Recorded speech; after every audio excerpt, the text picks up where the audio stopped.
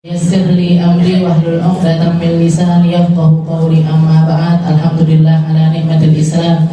Alhamdulillah ala nikmatil iman wa kafa biha min ni'mah.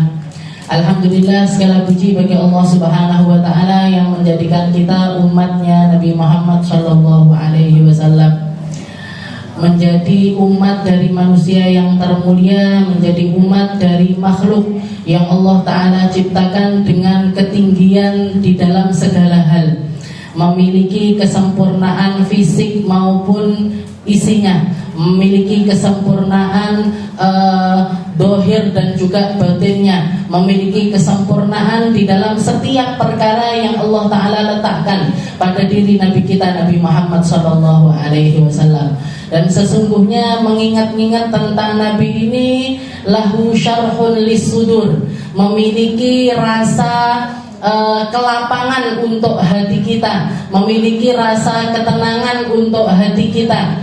Dulu saya seringkali ketika di pesantren itu, para guru-guru kami mengatakan, kalau kamu banyak berzikir maka imbangilah dengan sholawat kepada Rasulullah Shallallahu Alaihi Wasallam. Karena sesungguhnya zikir itu banyak yang sifatnya itu panas, yang mendinginkan adalah sholawat. Yang mendinginkan adalah kalimat-kalimat kita yang di situ kita ikut sertakan Nabi Muhammad sallallahu alaihi wasallam. Jadi zikir-zikir ini tadi kita baca Hadrah Basaudan itu isinya zikir terus, maka balancingnya atau penetralnya biar kita ini tetap ada, karena kan rasanya semangat, jangan ngerasakan apa ketika baca Hadrah Basaudan itu kan hati kita bergelora, setelah itu semangat kita berkobar. Itu maksud, yang dimaksud ada rasa panas di dalamnya itu. Yang mendinginkan adalah salawat kepada Nabi kita Nabi Muhammad sallallahu alaihi wasallam. Jadi salawat kepada Nabi ini lahu syarhun lis-sudur, memiliki rasa tenang untuk hati kita. Itu efek nyata yang paling bisa kita rasakan secara langsung. Efek paling nyata yang bisa kita rasakan adalah rasa tenang yang ada di dalam hati kita. Sesuatu yang lebih dari itu yang tidak bisa kita nalar, yang tidak bisa kita jangkau lebih banyak lagi.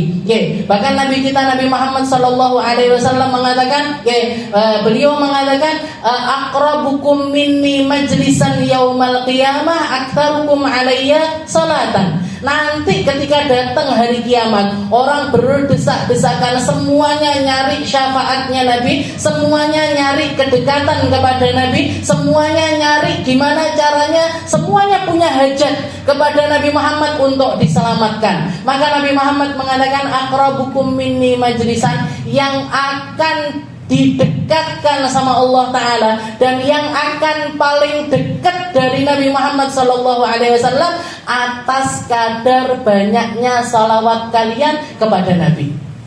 Sebanyak salawatnya kita, sebanyak kita mengenalkan diri kita kepada Nabi, sebanyak setor muka lisan kita kepada Nabi, sebanyak itulah kita akan didekatkan oleh Allah Ta'ala kepada Nabi Muhammad Sallallahu Alaihi Wasallam. Apalagi kalau ini masuk di bulan semacam ini, bulan Rabiul Anwar. Para ulama menamakan Rabiul Awal ini Birabiil Anwar, dengan bulan Rabi yang penuh dengan cahaya. Kenapa? Karena cahayanya Nabi Muhammad SAW terasa begitu nyata ketika kita berada di bulan Maulid. Jangan lihat semua masjid-masjid, semua langgar-langgar, semua pesantren-pesantren, semua majelis-majelis, semua tempat-tempat yang di situ ngambil punya sanad, punya sambungan kepada Nabi, berlomba-lomba untuk melakukan sesuatu untuk Nabi. Berusaha untuk melakukan sesuatu kepada Rasulullah Sallallahu Alaihi Wasallam, bikin perayaan Maulid, bikin lomba-lomba Maulid, semuanya dilabeli Maulid. Di kampung saya hitanan massal, maulitan. Nggih, niatnya mulutan. Khitanan masal maulutan. Nggih, bazar maulid, bekam gratis maulid, donor darah maulid. Nggih. Beli apa aja, Bu. Nggih, jenengan lakukan di bulan ini, bulannya kita nyari muka sama Rasulullah sallallahu alaihi wasallam. Lakukan apapun yang jenengan bisa, lakukan apapun yang jenengan inginkan, lakukan apapun selama itu ada di dalam koridor syariat. Nggak melanggar aturannya syariat. Nggak melanggar aturannya syariat. Beli itu dengan perayaan maulid, perayaan kelahirannya Rasulullah sallallahu alaihi wasallam. Kenapa? Karena di bulan semacam inilah para pecinta menunjukkan kecintaannya, dan di satu sisi para pembenci juga menunjukkan kebenciannya. Karena disenangi sama nggak disenangi itu sunnatullah. Disenangi dan nggak disenangi itu sesuatu yang kita nggak bisa lepas darinya. Yang bahkan Nabi Muhammad SAW pun manusia paling sempurna tanpa celah, nggak ada celah sama sekali. Ditutup semua akses untuk menyerang Rasulullah SAW, tapi tetap aja ada orang yang membenci. Makanya ada kalimat dari para ulama, ridhon nas ghayatun la tudrak. Penerimaan dari semua orang itu adalah puncak yang gak mungkin dicapai oleh siapapun. Ketika ada pecinta, akan selalu muncul para pembenci. Akan muncul para pembenci ini, maka muncul. Biasanya yang mereka pakai dalilnya, gak boleh salawatan, gak usah muji-muji kepada Nabi. Nanti kamu akan menjadi orang yang hulu. Tahu jenengan hulu? Berlebihan, lebay, alay, tahu lebay, nggak usah banyak-banyak muji-muji Nabi. Nabi Muhammad aja bilang, kalau ada orang muji kalian afshu fi afwahihimut turab, lemparkan ke mulut mereka ini debu-debu. Orang tukang muji-muji itu lemparin aja pakai debu. Biasanya lagi dalil pakai perkataannya Nabi yang mengatakan la tatruni kama atratil yahud Isa bin Maryam. Jangan kalian puji aku sebagaimana orang-orang Nasrani itu memuji Sayyidina Isa, putra dari Sayyidah Maryam. Biasanya mereka pakai Nabi Muhammad aja nggak ngebolehin kita muji-muji, nggak bolehin kita untuk berlebihan di dalam memuji kepada Rasulullah Sallallahu Alaihi Wasallam. Ini perkataannya Nabi, Bu. Tapi lisan halnya para ulama, lisan halnya para tabi'in, lisan halnya bahkan para sahabatnya Nabi Muhammad Sallallahu Alaihi Wasallam, mereka memuji-muji terus-terusan kepada Rasulullah Sallallahu Alaihi Wasallam. Ketika Nabi Muhammad pernah masuk ke dalam satu majelis, para sahabat semuanya berdiri.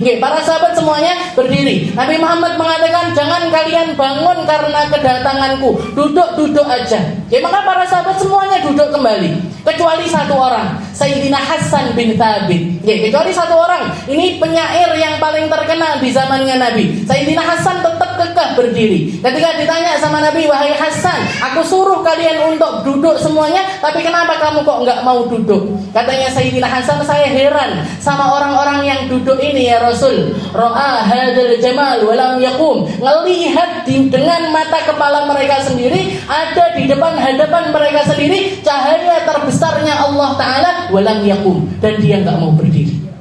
Saya lebih heran sama yang duduk ini. Padahal yang nyuruh duduk siapa? Nabi Muhammad. Yang nyuruh duduk Nabi Muhammad. Makanya di zaman para sahabatnya Nabi itu punya rasa cinta kepada Nabi dengan ekspresinya masing-masing. Ada yang disuruh Nabi duduk. Disuruh berdiri sama Nabi, berdiri. Suruh diajak perang, nggak diajak perang, ya nggak perang. Seperti itu keadaannya. Ada yang ngengkelan kayak gini nih, semacam Hasan bin Thabit. Tapi ini manhajnya orang-orang yang juga mulia di sisi Allah. Sayyidina Hasan, Sayyidina Abu Bakar, ketika sholat jadi imam, Rasulullah masuk. Rasulullah sudah ngasih kode kepada Sayyidina Abu Bakar, nggak usah mundur, kamu aja yang jadi imam, kamu sudah terlanjur jadi imam. Tapi beliau tetap kekeh mundur. Akhirnya Nabi Muhammad maju untuk menjadi imam. Setelah selesai ditanya sama Nabi, malaka ya Abu Bakrin, kenapa kamu wahai Abu Bakar, ketika aku suruh kamu untuk berdiri jadi imam, kok malah mundur? Katanya Sayyidina Abu Bakar, layam bagi, ya Rasul, nggak pantas untuk seorang Ibnu Abi Quhafah, untuk seorang putranya Abi Quhafah maju jadi imam baina yaday Rasulillah. Padahal Nabi Muhammad ada di depan kita. Nggak pantas ya Rasul. Nggak pantas yang semacam ini, nggak pantas. Jadi ada orang-orang semacam ini. Jadi lisan halnya para sahabat. Orang-orang yang ada di sekitarannya Nabi, mereka berlomba-lomba nyari perhatiannya Nabi, berlomba-lomba untuk nyari mukafaah minan Nabi, nyari caper sama Nabi dengan pujiannya mereka, dengan reaksinya mereka, dengan apapun yang bisa mereka lakukan untuk nyari perhatiannya Rasulullah Shallallahu Alaihi Wasallam. Bahkan ada satu ulama yang ngarang satu kitab namanya Minahul Midah mimman madaha Rasulullah Sallallahu Alaihi Wasallam min ashabihil kiram. Kumpulan para sahabatnya Nabi yang muji-muji kepada Nabi dari golongan para sahabat.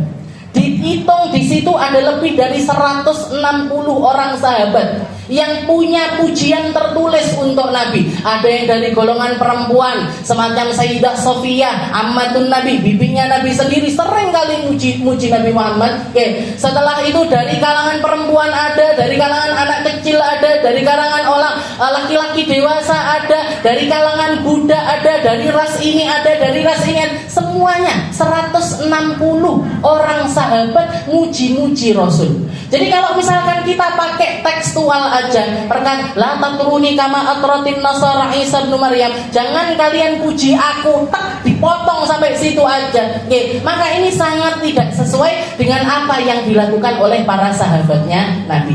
Terus gimana? Lengkapi, dilengkapi kama atratin nasara Isa bin Maryam, sebagaimana umat Nasrani itu memuji Sayyidina Isa.